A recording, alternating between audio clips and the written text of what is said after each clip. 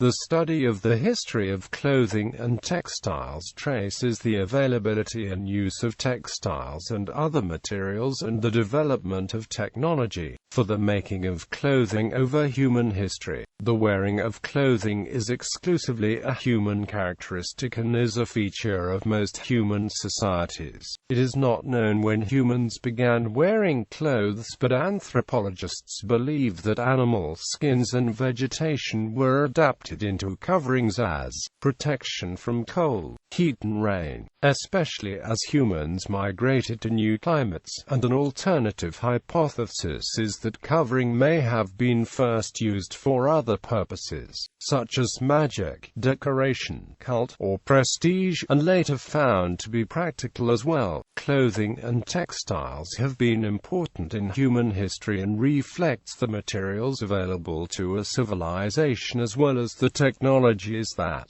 had been mastered. The social significance of the finished product reflects the culture. Textiles can be felt as spun fibers made into yarn and subsequently netted, looped, knit or woven to make fabrics, which appeared in the Middle East during the Late Stone Age. For the ancient times to the present day, methods of textile production have continually evolved, and the choices of textiles available have influenced how people carried the possessions, clothed themselves, and decorated the surroundings. Sources available for the study of clothing and textiles include material remains discovered via archaeology, representation of textiles and their manufacture in art, and documents concerning the manufacture, acquisition, use, and trade of fabrics, tools, and finished garments.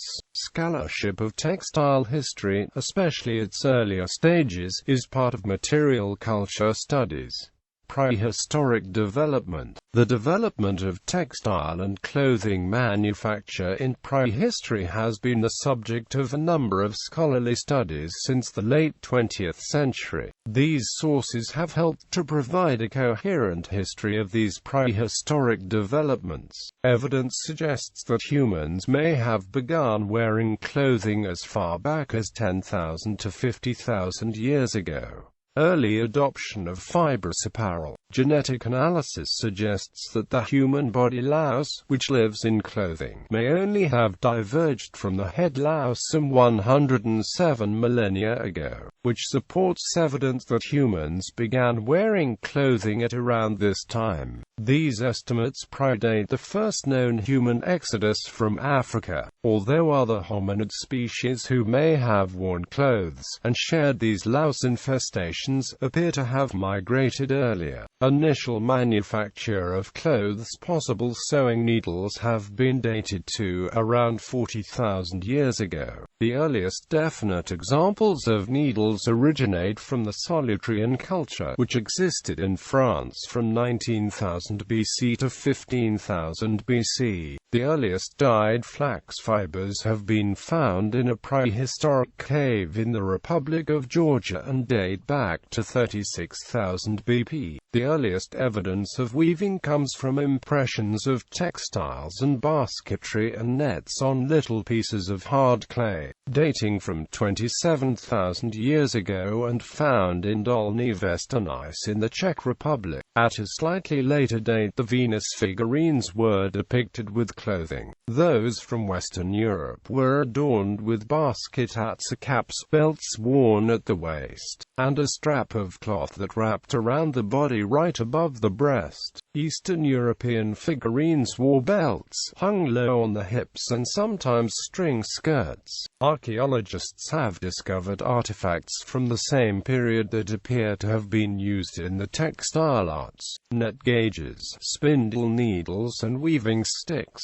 Ancient textiles and clothing. The first actual textile, as opposed to skins sewn together, was probably felt. Surviving examples of nali binding, another early textile method, date from 6500 BC. Our knowledge of ancient textiles and clothing has expanded in the recent past thanks to modern technological developments. Our knowledge of cultures varies greatly with the climatic conditions to which which archaeological deposits are exposed. The Middle East and the arid fringes of China have provided many very early samples in good condition, but the early development of textiles in the Indian subcontinent, sub-Saharan Africa and other moist parts of the world remains unclear. In northern Eurasia, peat bogs can also preserve textiles very well. Early woven clothing was often made of full loom with straped, tied, or pinned in place. Ancient Near East. The earliest known woven textiles of the Near East may be fabrics used to wrap the dead, excavated at a Neolithic site at Çatalhöyük in Anatolia, carbonized in a fire and radiocarbon dated to c.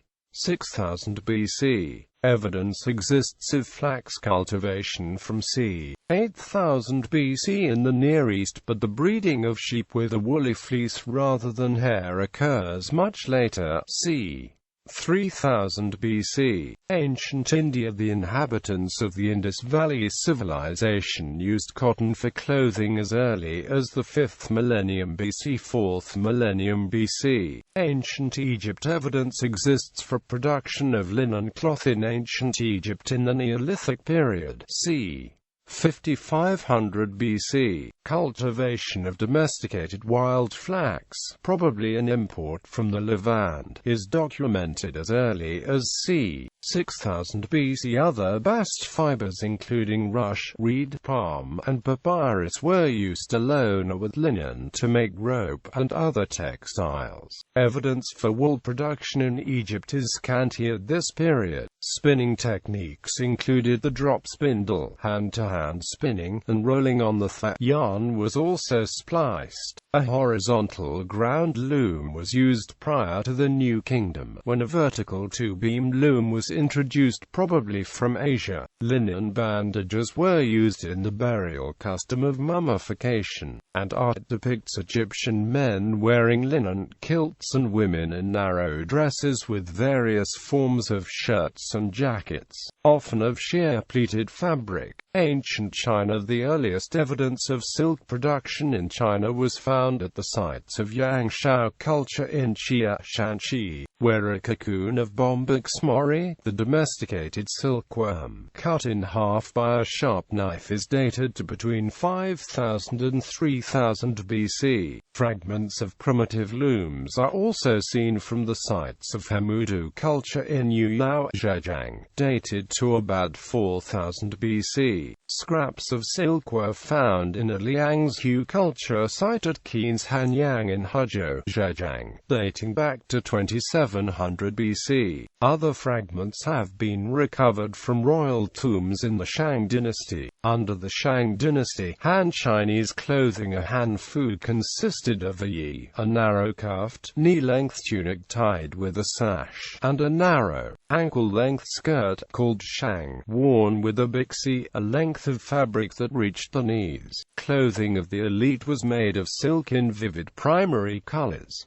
Ancient Thailand. The earliest evidence of spinning in Thailand can be found at the archaeological site of Ta Khe located in central Thailand. Ta Khe was inhabited during the end of the 1st millennium BC to the late 1st millennium AD. Here, archaeologists discovered 90 fragments of spindle whorl dated from 3rd century BC to 3rd century AD, and the shape of these finds indicate their connections with South China and India. A spindle whorl is a disc aspherical object that fits onto the spindle to increase as well as maintain the speed of spinning.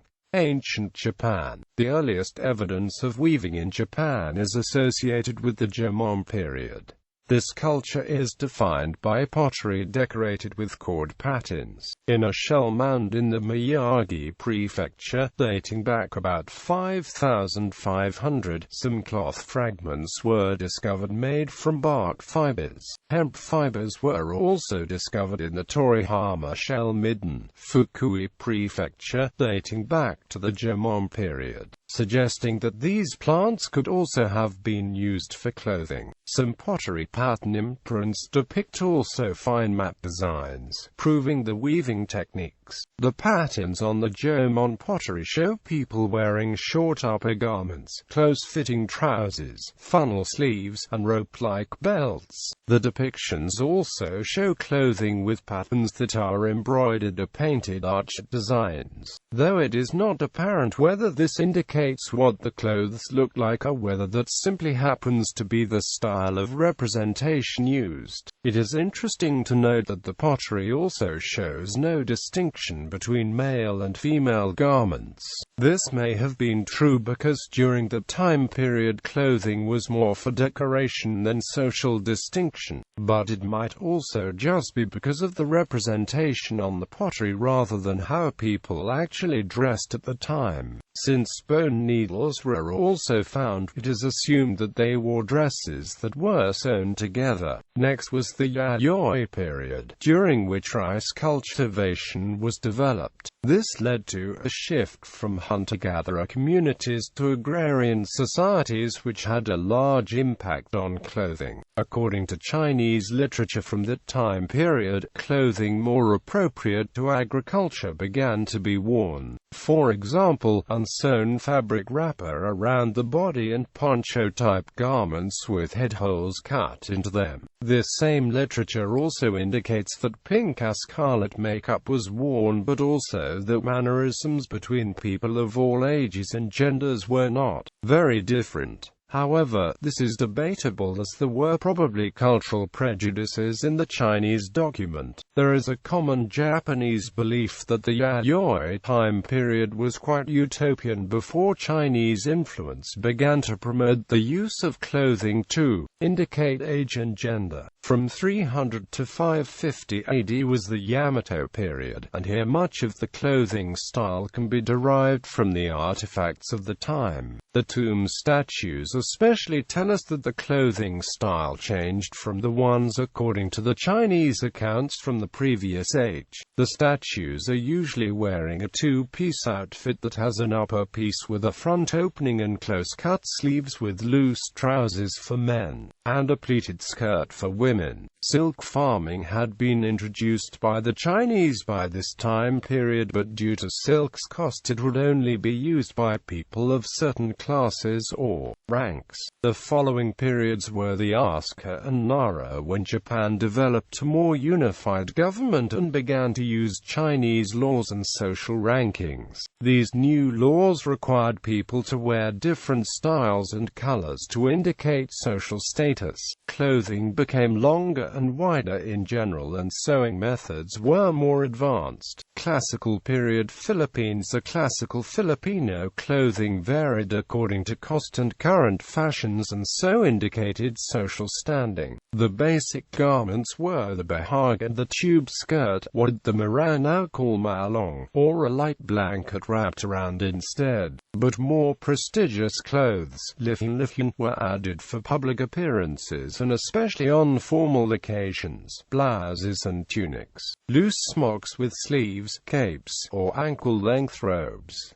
The textiles of which they were made were similarly varied. In ascending order of value, they were abaca decorated with colored cotton thread, cotton decorated with silk thread, silk, imported print stuff, and an elegant abaca woven of selected fibers almost as thin as silk. In addition, Pigafetta mentioned both G-strings and skirts of bark cloth. Untailored clothes, however, had no particular names. Pandong, a lady's cloak, simply meant any natural covering, like the growth on banana trunks or a natal caul. In Panic, the word karong, meaning curly hair, was applied to any short skirt or blouse, and some better ones made of imported chintz or calico were simply called by the name of the cloth itself, tabis. So, too, the wraparound skirt that Tagalogs called tapi was hardly considered a skirt at all. Versailles just called it habila halong or even hulin. The usual male headdress was the pudong, a turban, though in Panay both men and women also wore a headcloth or bandana called saplung. Commoners wore pudong of rough abaca cloth wrapped around only a few turns so that it was more of a headband than a turban and was therefore called pudong, as the crowns and diadems on Christian images were later called. A red pudong was called magalong, and was the insignia of braves who had killed an enemy. The most prestigious kind of pudong, limited to the most valiant, was, like the G-strings, made of pinayusan, a gauze-thin abaca of fibers selected for the whiteness, tie-dyed a deep scarlet in patterns as fine as embroidery, and burnished to a silky sheen. Such pudong were lengthened with each additional feat of valor. Real heroes therefore let one end hang loose with affected carelessness. Women generally wore a kerchief, called tube-tub if it was pulled tight over the whole head, but they also had a broad-brimmed hat called sayapatarandak, woven of sago palm leaves.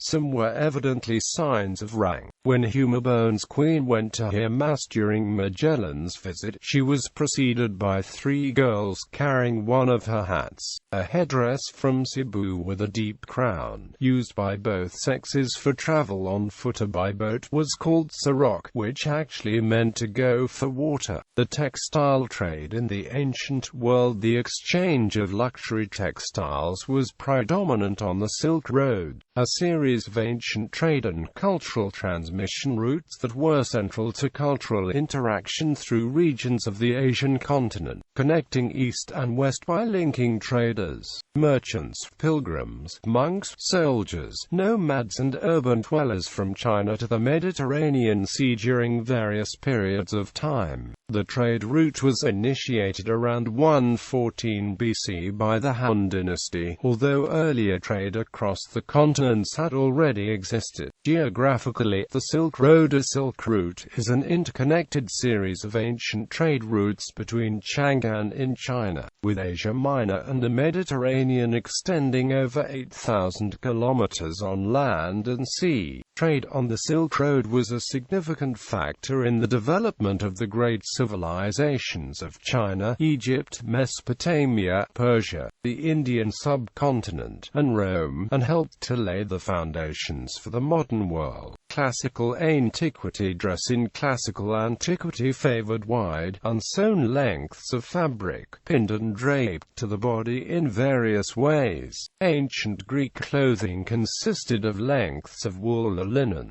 generally rectangular and secured at the shoulders with ornamented pins called fibulae and belted with a sash. Typical garments were the peplos, a loose robe worn by women, the chlamys, a cloak worn by men, and the chilton, a tunic worn by both men and women. Men's chitons hung to the knees, whereas women's chitons fell to their ankles.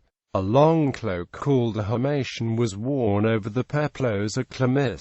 The toga of ancient Rome was also an unsewn length of wool cloth worn by male citizens draped around the body in various fashions, over a simple tunic. Early tunics were 2 simple rectangles joined at the shoulders and sides. Later tunics had sewn sleeves. Women wore the draped stola or an ankle-length tunic, with a shawl-like palla as an outer garment. Wool was the preferred fabric, although linen, hemp, and small amounts of expensive imported silk and cotton were also worn.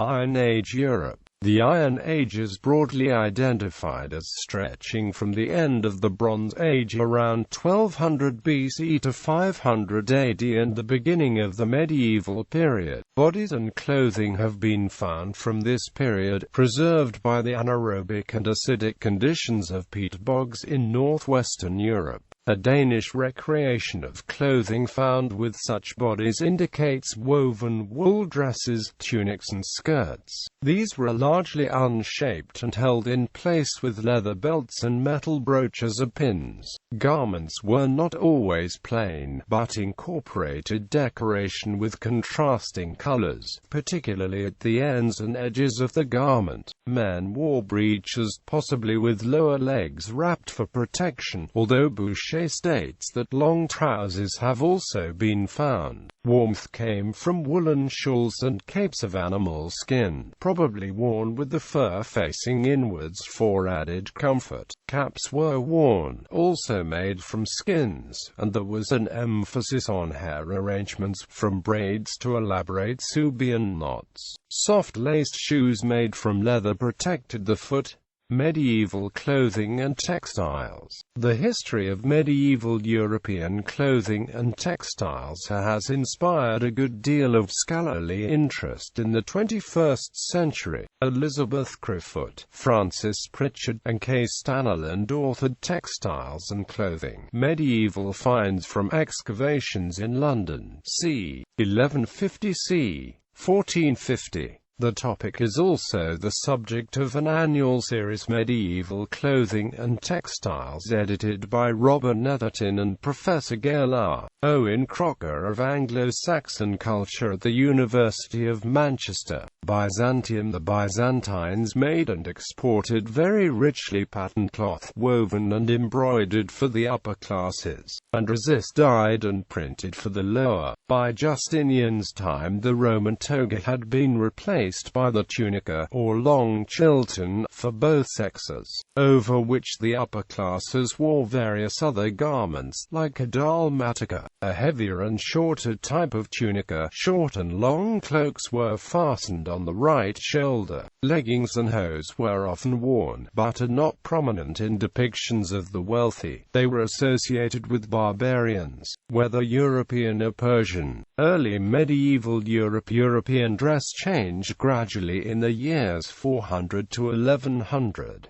People in many countries dressed differently depending on whether they identified with the old Romanized population, or the new invading populations such as Franks, Anglo-Saxons, and Visigoths. Men of the invading peoples generally wore short tunics, with belts, and visible trousers, hose or leggings. The Romanized populations, and the Church, remained faithful to the longer tunics of Roman formal costume. The elite imported silk cloth from the Byzantine, and later Muslim, worlds, and also probably cotton. They also could afford bleached linen and dyed and simply patterned wool woven in Europe itself. But embroidered decoration was probably very widespread, though not usually detectable in art. Lower classes wore local homespun wool, often undyed, trimmed with bands of decoration, variously embroidery, tablet woven bands, or colorful borders woven into the fabric in the loom. High Middle Ages and the rise of fashion clothing in 12th and 13th century Europe remained very simple for both men and women, and quite uniform across the subcontinent. The traditional combination of short tunic with hose for working-class men and long tunic with overgown for women and upper-class men remained the norm. Most clothing, especially outside the wealthier classes, remained little changed from 3 or 4 centuries earlier. The 13th century saw great progress in the dyeing and working of wool, which was by far the most important material for outerwear. Linen was increasingly used for clothing that was directly in contact with the skin.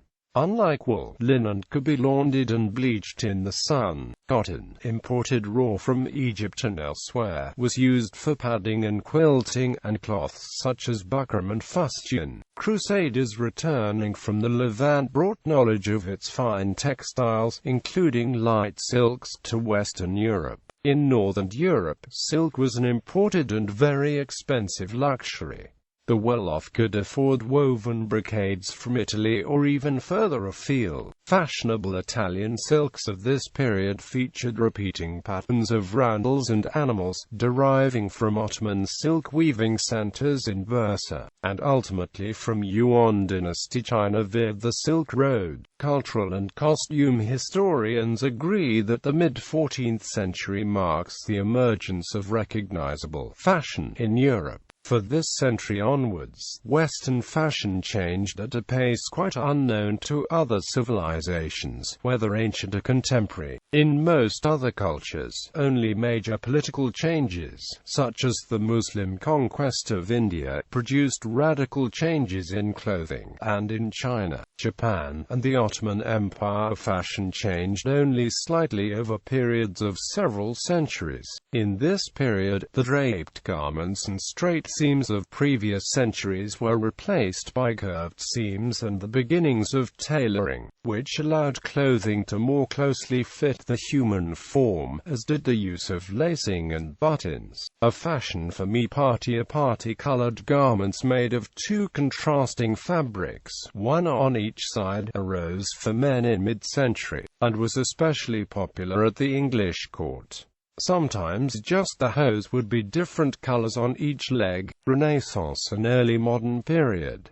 Renaissance Europe, wool remained the most popular fabric for all classes, followed by linen and hemp. Wool fabrics were available in a wide range of qualities, from rough undyed cloth to fine, dense broadcloth with a velvety nap. High-value broadcloth was a backbone of the English economy and was exported throughout Europe. Wool fabrics were dyed in rich colors, notably reds, greens, golds, and blues. Silk weaving was well established around the Mediterranean by the beginning of the 15th century, and figured silks, often silk velvets with silver gilt wefts, are increasingly seen in Italian dress and in the dress of the wealthy throughout Europe. Stately floral designs featuring a pomegranate or artichoke motif had reached Europe from China in the previous century and became a dominant design in the Ottoman silk-producing cities of Istanbul and Bursa, and spread to silk weavers in Florence, Genoa, Venice, Valencia and Seville. In this period, as prosperity grew in the 15th century, the urban middle classes, including skilled workers, began to wear more complex clothes that followed, at a distance, the fashions set by the elites.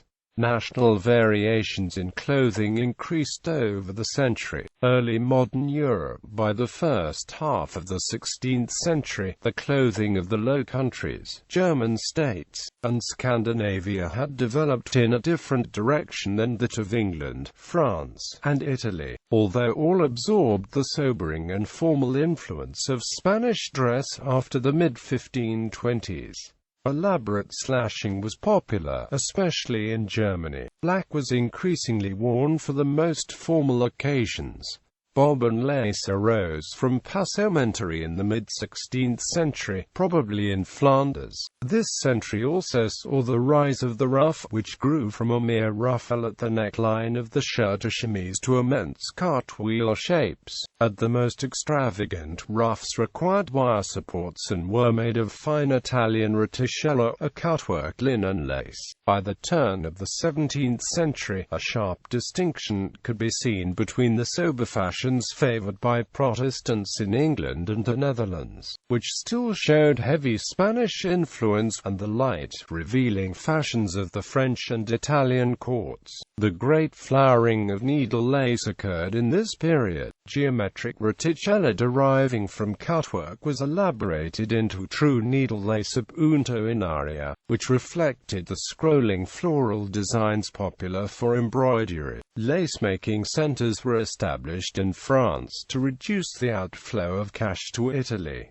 According to Dr. Wolf D. Fuhrig, by the second half of the 17th century, Silesia had become an important economic pillar of the Habsburg monarchy, largely on the strength of its textile industry. Enlightenment and the colonial period. During the 18th century, distinction was made between full dress worn at court and for formal occasions, and undress, or everyday, daytime clothes. As the decades progressed, fewer and fewer occasions called for full dress, which had all but disappeared by the end of the century. Full dress followed the styles of the French court, where rich silks and elaborate embroidery reigned. Men continued to wear the coat, waistcoat and breeches for both full dress and undress. These were now sometimes made of the same fabric and trim, signaling the birth of the three-piece suit. Women's silhouettes featured small, domed hoops in the 1730s and early 1740s,